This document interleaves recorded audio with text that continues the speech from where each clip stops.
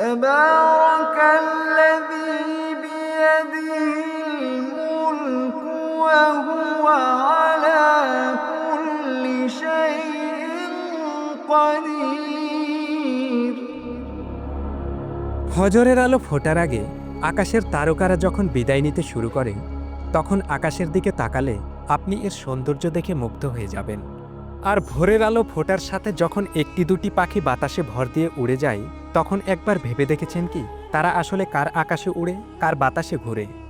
কোরআনের মধ্যে এমন একটি সূরা আছে যা আমাদের মনে করিয়ে দেয় যে কে আসলে সর্বময় সবকিছুর অধিকারী।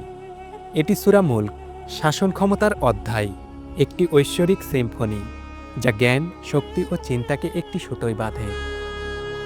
الذي خلق سبع سماوات طباقا ما ترى في خلق الرحمن من تفاوت।